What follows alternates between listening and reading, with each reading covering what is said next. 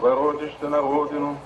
Ну что ж, гляди вокруг, кому еще ты нужен, кому теперь в друзья ты попадешь. Воротишься, купи себе на ужин какого-нибудь сладкого вина. Смотри в окно и думай понемногу, во всем своя, одна своя вина. И хорошо, спасибо, слава Богу, как хорошо, что некого винить, как хорошо, что ты никем не связан, как хорошо, что до смерти любить тебя никто на свете не обязан, как хорошо, что никогда во тьму ничья рука тебя не провожала, как хорошо на свете одному идти пешком с шумящего вокзала, как хорошо на родину спеша поймать себя в словах неоткровенных и вдруг понять, как медленно душа заботится о новых переменах.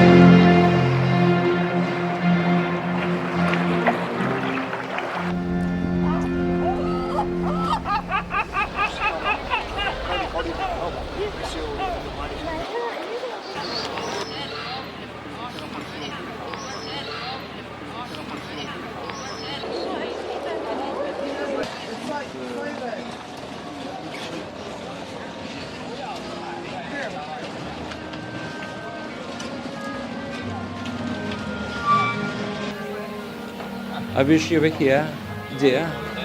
I wish you were here. I wish you sat on the sofa and I sat near. The handkerchief could be yours. The tear could be mine, chin bound, though it could be, of course, the other way around. I wish you were here, dear. I wish you were here. I wish we were in my car and you'd shift the gear. We'd find ourselves elsewhere on an unknown shore, or else we'd repair to where we've been before. I wish you were here, dear. I wish you were here. I wish I knew no astronomy when stars appear, when the moon skims the water that sighs and shifts in its slumber. I wish it was still with water to dial your number.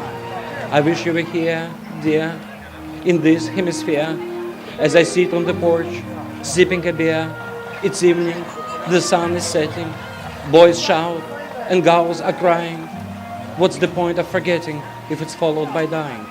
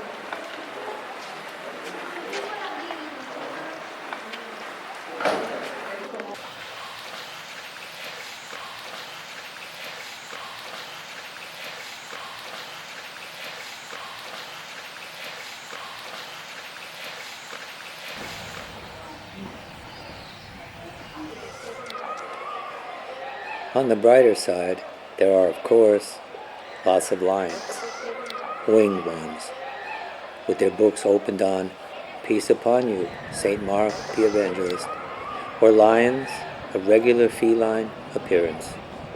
The winged ones, strictly speaking, belong in the category of monsters, too. Given my occupation, however, I've always regarded them as a more agile and literate form of Pegasus, who can surely fly, but whose ability to read is somewhat more doubtful. A paw, at any rate, is a better instrument for turning pages than a hoof.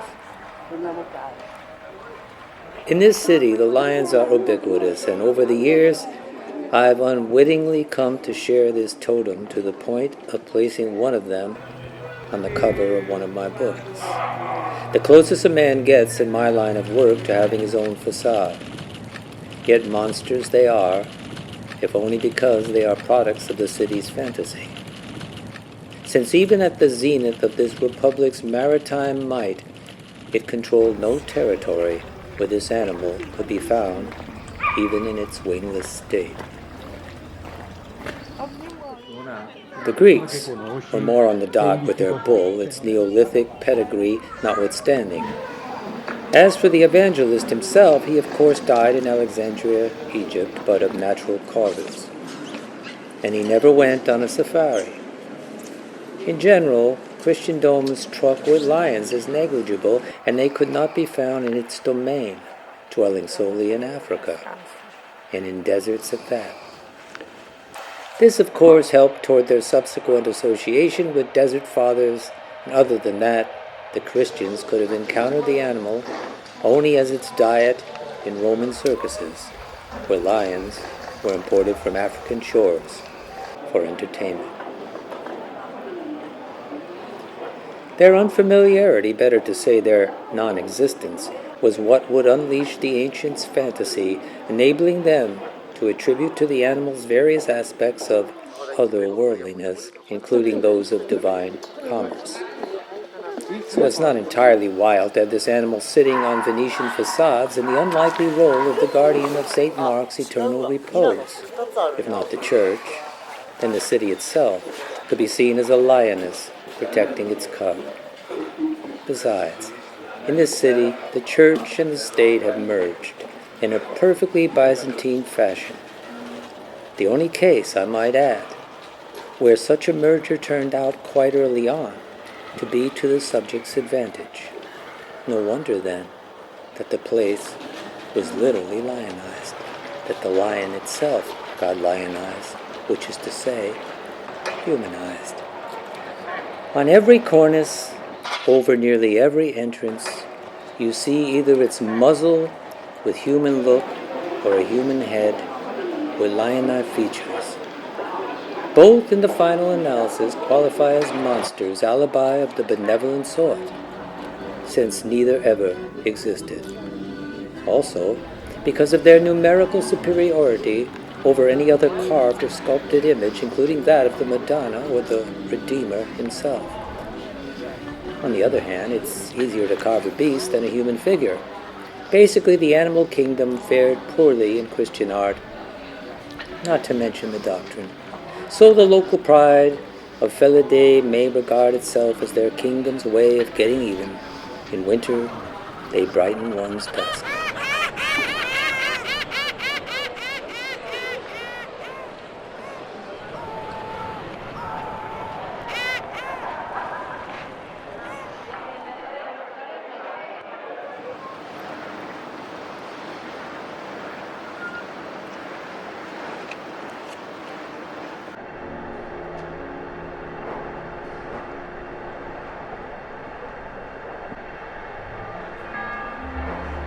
In winter, you wake up in this city, especially on Sundays, to the chiming of its innumerable bells, as though behind your gauze curtains, a gigantic china tea set was vibrating on a silver tray in the pearl gray sky. You fling the window open, and the room is instantly flooded with this outer, peel-laden haze, which is part damp oxygen, part coffee, and prayers. No matter what sort of pills and how many you've got to swallow this morning, you feel it's not over for you yet. No matter, by the same token, how autonomous you are and how much you've been betrayed, how thorough and dispiriting is your self-knowledge, you assume there's still hope for you, or at least a future. Hope, said Francis Bacon, is a good breakfast, but a bad supper.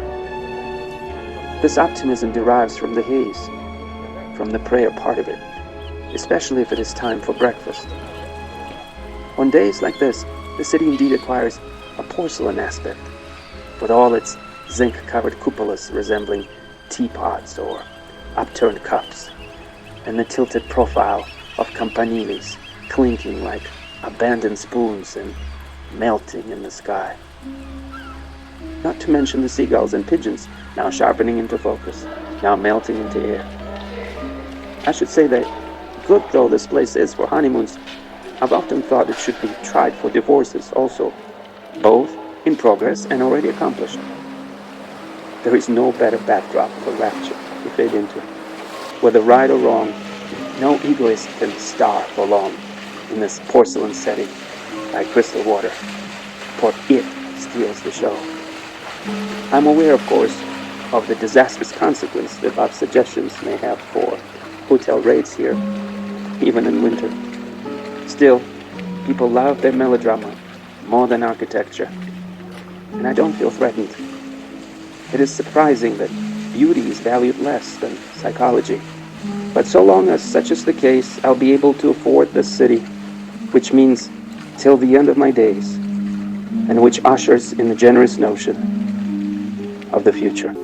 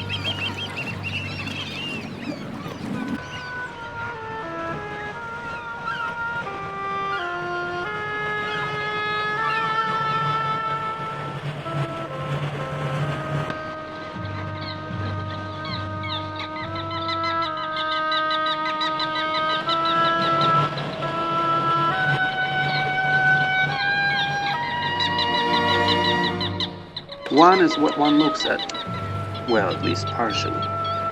The medieval belief that a pregnant woman wishing her child to be beautiful must look at beautiful objects is not so naive, given the quality of dreams one dreams in this city.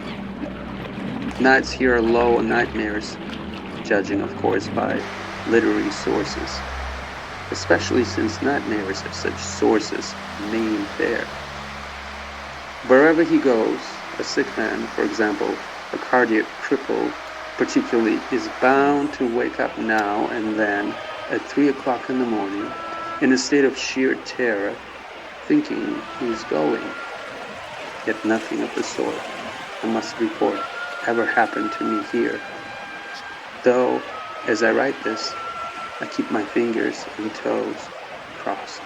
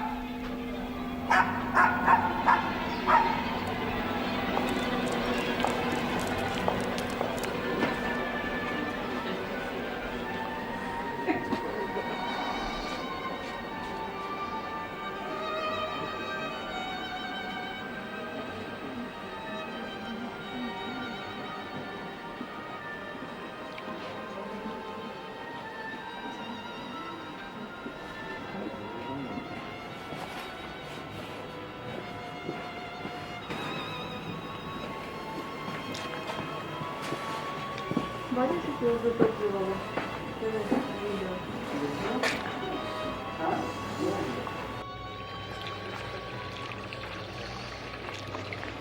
eye in the city acquires an autonomy similar to that of a tear. The only difference is that it doesn't sever itself from the body, but subordinates it totally.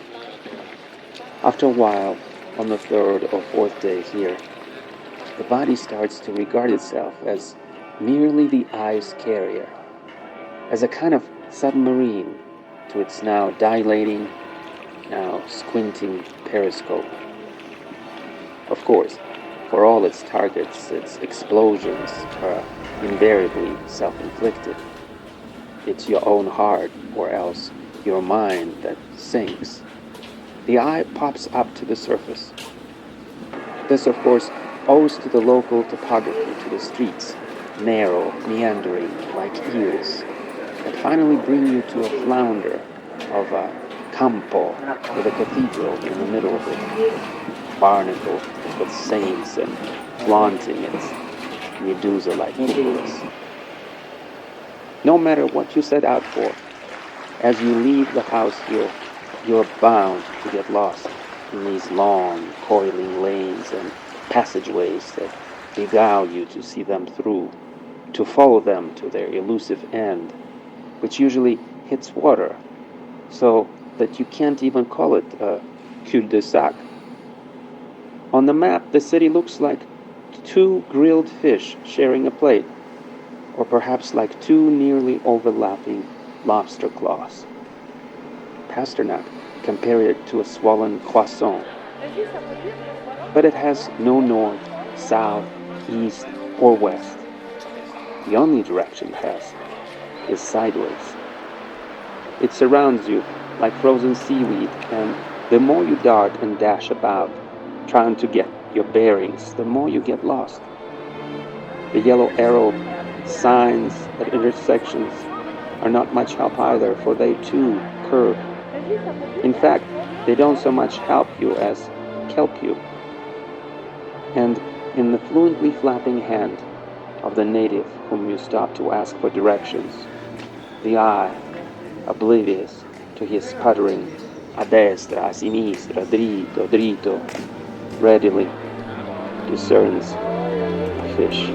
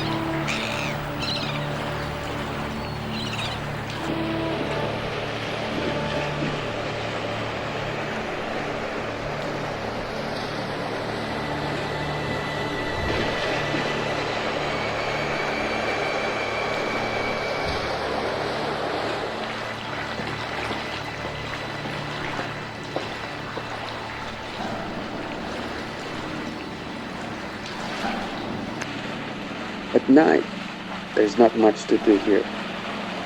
Opera and church recitals are options, of course, but they require some initiative and arrangement, tickets and schedules and so forth. I'm not good at that. It's rather like fixing a 3-course meal all for yourself, perhaps even lonely.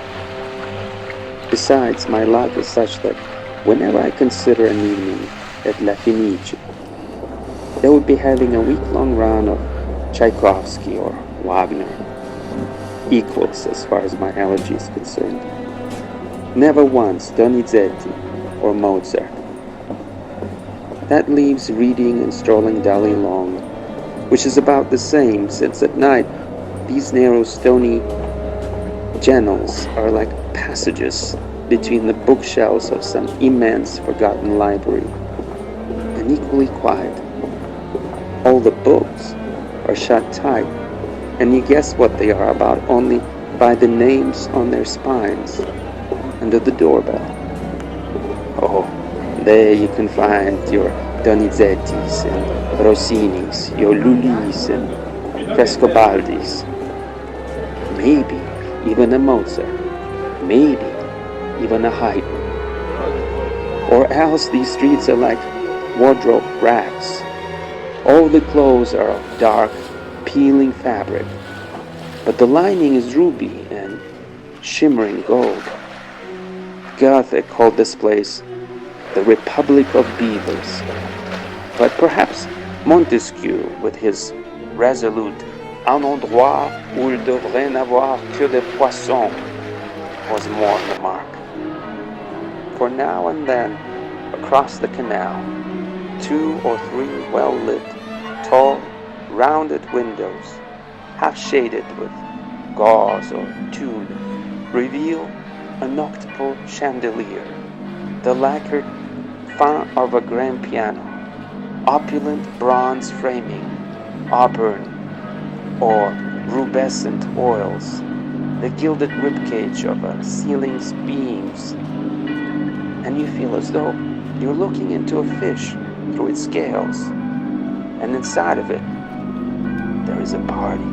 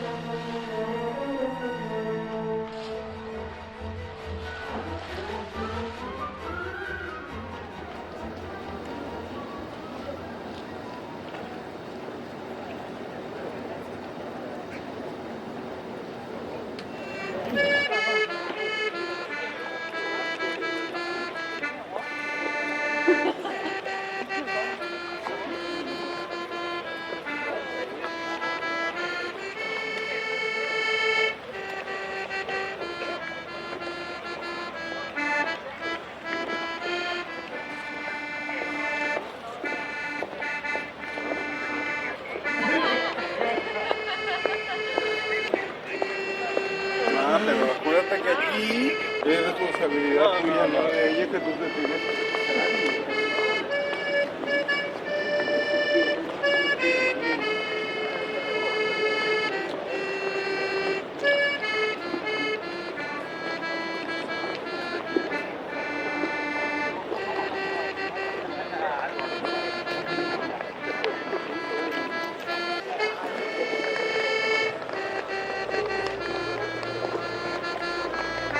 Exacto.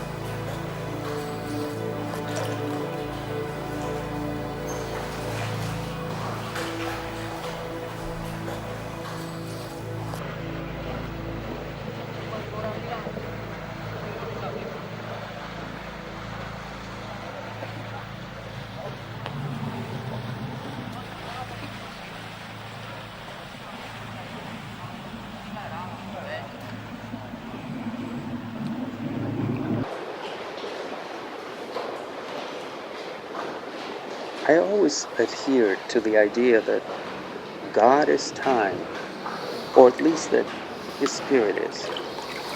Perhaps this idea was even of my own manufacture, but now I don't remember.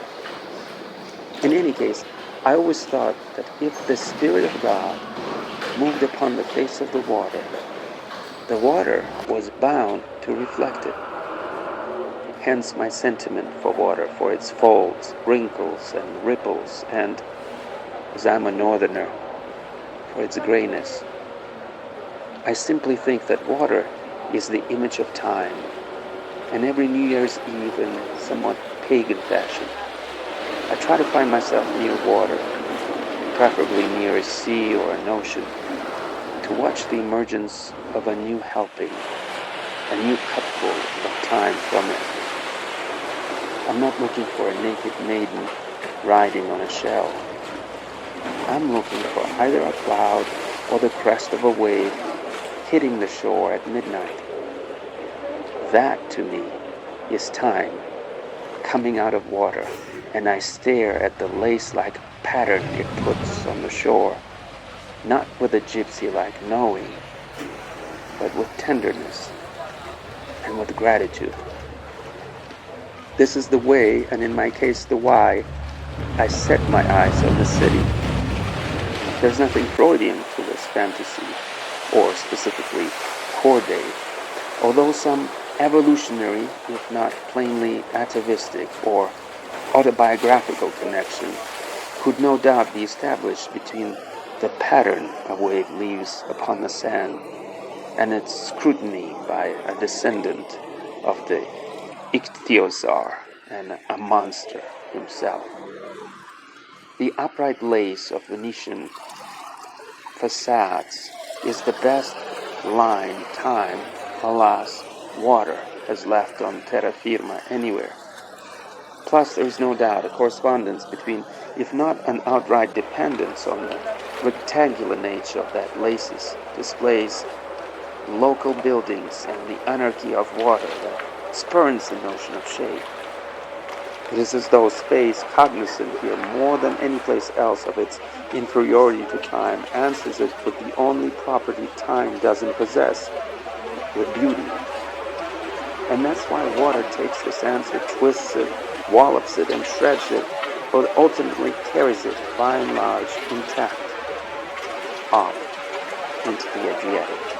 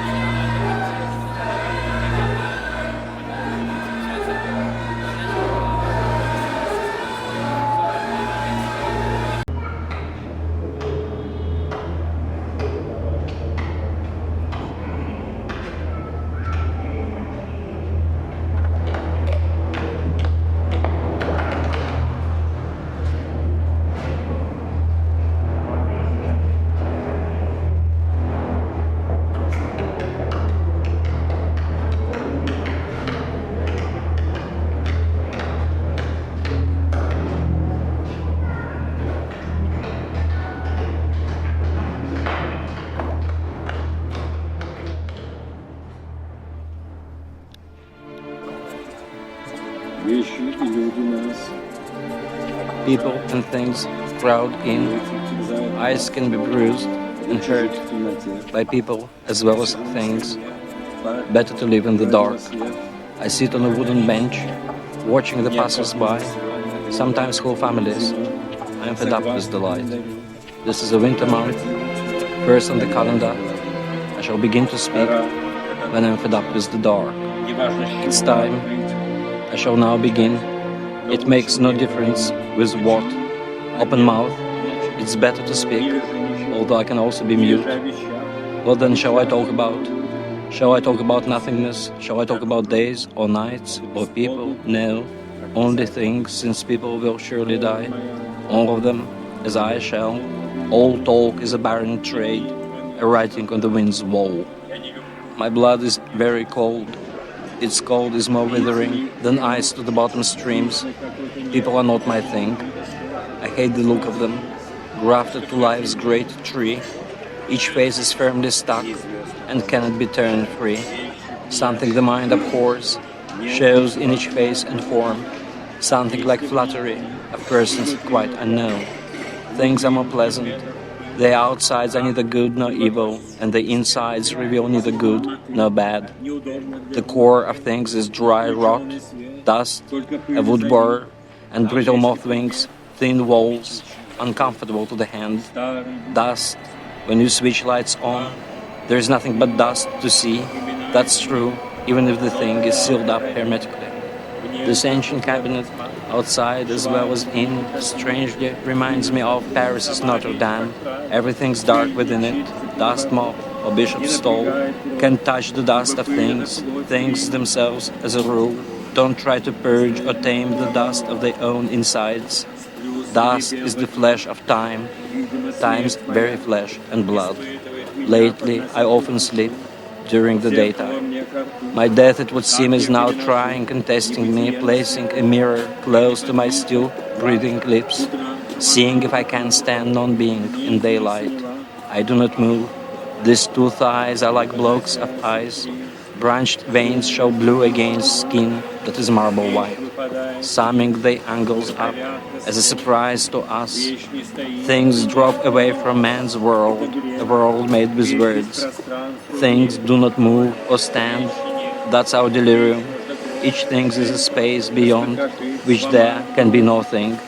A thing can be battered, burned, gutted and broken up, thrown out, and yet the thing never will yell or fuck.